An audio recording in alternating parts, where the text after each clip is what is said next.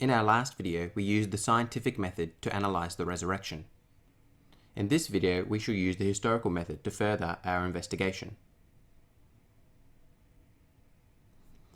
As we turn to our criteria, we shall begin by asking whether there is any early historical evidence of the claim of the resurrection.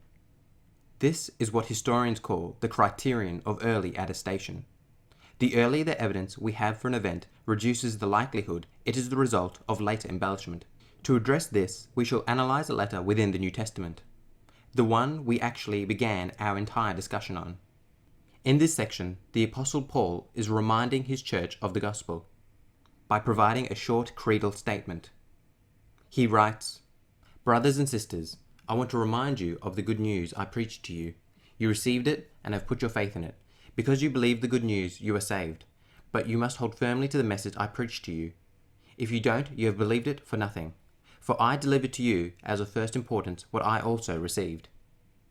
That Christ died for our sins in accordance with the Scriptures, that he was buried, that he was raised on the third day in accordance with the Scriptures, and that he appeared to Cephas, then to the 12, then he appeared to more than 500 brothers at one time. Then he appeared to James, then to all the apostles." The most important section of this passage is marked in red, which says, "For I delivered to you as of first importance what I also received."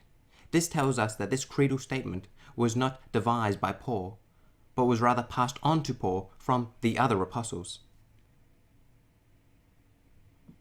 Now Jesus died in 30 AD, and Paul first meets the apostles within 3 years of the crucifixion.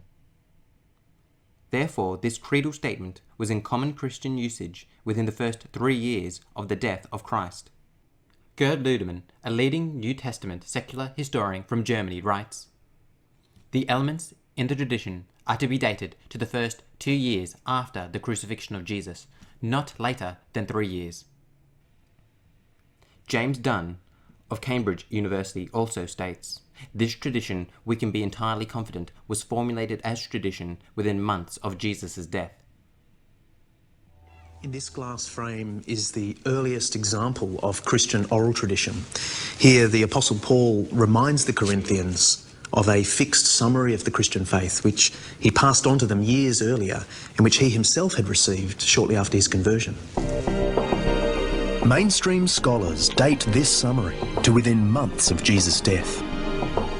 Hoti Christos apethenen huper ton hamation hemon katatas graphas. That Christ died for our sins in accordance with the Scriptures. Kai hoti etaphe, and that he was buried. Kai hoti egergatai te hemera te trite katatas graphas, and that he was raised on the third day in accordance with the Scriptures. Kai hoti ophthir kerpha eta tois dodeca, and that he appeared to Peter and then to the 12. These words were in common Christian usage before the year 35. Whatever else we may want to say about the basic plot of Jesus' life, it clearly wasn't a legend growing up over time. This early creedal statement demonstrates that the claim of the resurrection was made immediately by the followers of Christ, and there is a consensus among scholars that the resurrection was not developed over time. Now that we have established that this claim spontaneously arose after the event, let us continue to use the historical method to determine the truthfulness of this statement. To determine the historicity of an event, historians use the criterion of dissimilarity, which states that an event is likely to be historical if it is dissimilar to the ideas present at that time. So simply, something is likely to be unhistorical if it is obviously copied from somewhere else. This claim is actually often employed by detractors of Christianity who claim that the resurrection is unhistorical, as they contend that Christianity copied the idea of a dying and rising God from surrounding religions, such as Egyptian, Greek, and Romans. Now, the problem with arguing that Christianity copied the idea of a dying and rising God from surrounding religions is that although the premise of the argument is valid, the statement itself cannot be substantiated. For all historical inquiry into this field has discovered that the only religion that possessed the idea of bodily resurrection was Christianity.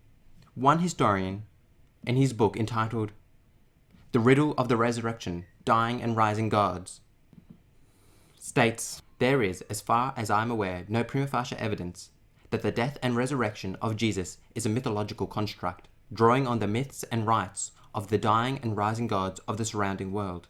The death and resurrection of Jesus retains its unique character in the history of religions. Therefore, those who contend that the resurrection of Christ drew upon other religious beliefs are incorrect. The idea of the bodily resurrection is totally unique to Christianity, and this uniqueness lends historical credibility to its claim, as it is totally dissimilar to surrounding ideas." The next historical method we shall use is that of the criterion of embarrassment. This simply states that when individuals make up or embellishes an account, they normally do so in order to strengthen their position. It is very unlikely that one would embellish a story that would incorporate elements that would weaken or embarrass them. Therefore, the criterion of embarrassment contends that an embarrassing story, one that does not serve the interest of the author, is likely to be historical. Keeping this in mind, let us now begin to survey the status of women in first century Palestine. In this time, when a woman was pregnant, they would pray for the unborn child that, "O God, let not my offspring be a girl, for very wretched is the life of a woman." When it came to the idea of educating women, it was said, "Sooner let the words of the law be burnt than taught to women." And here is an example of a prayer for a Jewish man at that time. One ought to say 3 blessings every day. "Blessed is he that did not make me a Gentile. Blessed is he that did not make me a woman. Blessed is he who did not make me brutish."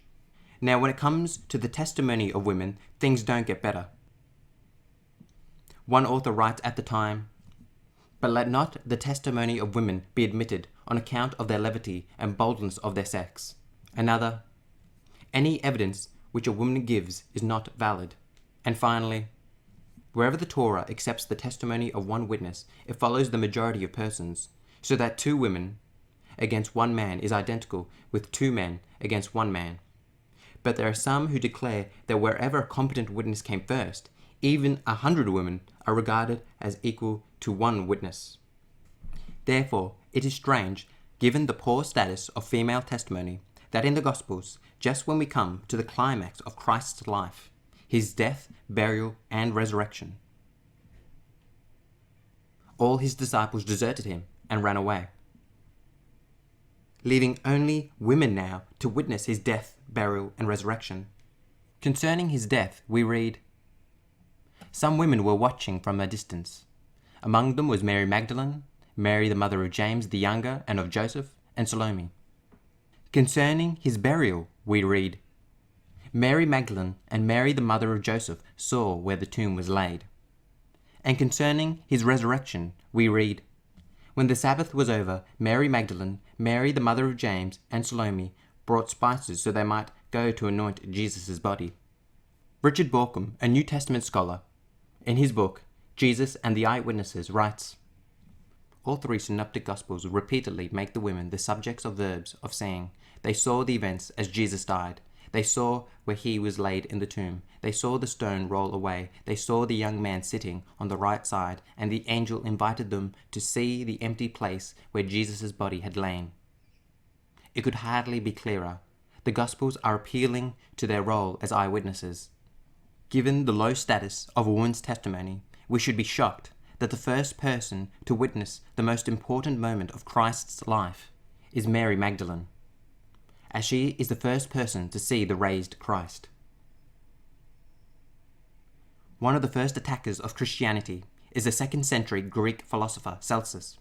He seizes upon this moment, saying, "After death he rose again, and showed the marks of his punishment, and how his hands had been pierced. But who saw this? A hysterical female, as you say, and perhaps some other of those who had been deluded by the same sorcery." The New Testament historian N.T. Wright from Oxford writes, "Put Mary there, from the point of view of a Christian wanting to explain to a skeptical audience that Jesus really did rise from the dead, is like shooting themselves in the foot. But to us as historians, this kind of thing is gold dust. The early Christians would never have made this up. Next we shall ask, what is the scholarly consensus concerning the historicity of the resurrection? Gerd Ludemann writes, "It may be taken as historically certain that Peter and the disciples had experiences after Jesus' death in which Jesus appeared to them as the risen Christ." Bart Ehrman writes, "We can say with complete certainty that some of his disciples at some later time insisted that he soon appeared to them, convincing them that he had been raised from the dead.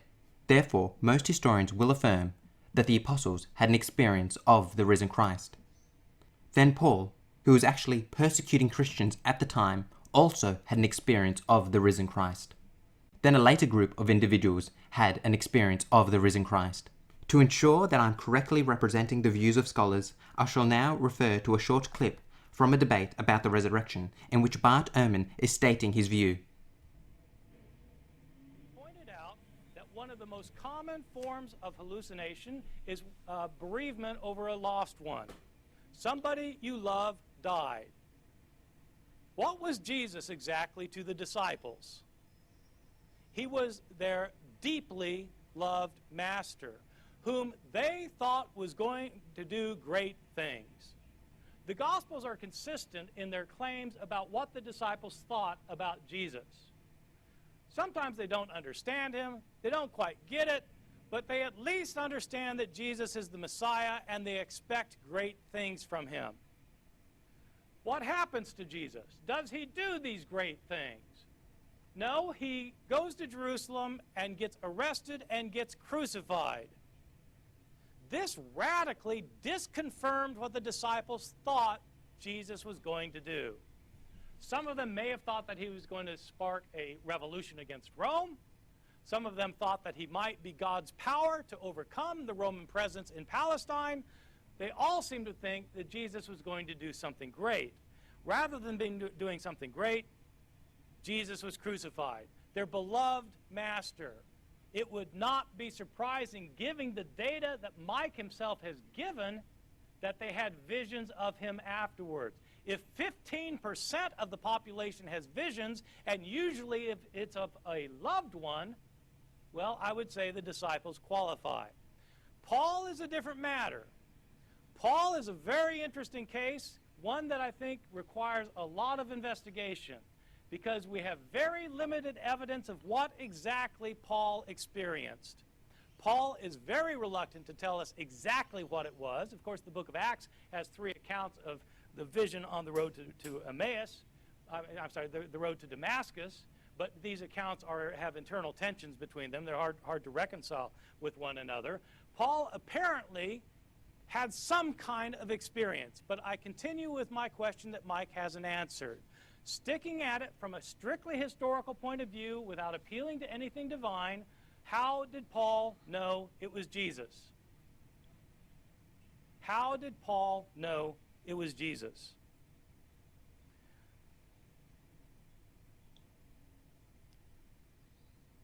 Finally, about visions of multitudes of people. I pointed out that, in fact, multiple visions happen all the time. They happen in our day, as research clearly shows and as most of you know. They happened in biblical times, when Peter, James, and John saw Moses and Elijah. 3 people, not 1 person. Moreover, in modern times, we have multiple appearances of Mother Mary. Happens every year. Whether we happen to believe it or not, the people who see these things believe it. I think the best explanation is that the disciples of Jesus had visionary experiences, and they interpreted these as, in fact, being visions of Jesus, who was alive afterwards. Therefore, Bart Ehrman contends that the appearances of Christ were visionary hallucinations. However, there is another view espoused by scholars. For example, Paula Fredrickson from Princeton University, who is Jewish, says, "I know in their own terms what they saw was the raised Jesus. That's what they saw, and all the historic evidence we have afterwards attests to their conviction that that's what they saw. I'm not saying they really did see the raised Jesus. I wasn't there. I don't know what they saw, but I do know as an historian that they must have seen something. Therefore, as we now return to our criteria, we can say that we have the criterion of embarrassment, the criterion of dissimilarity, and the scholarly consensus that the apostles had post-mortem experiences of the risen Christ. We've now concluded our historical investigation of the resurrection. We therefore have used both the scientific method as well as the historical method to investigate the resurrection.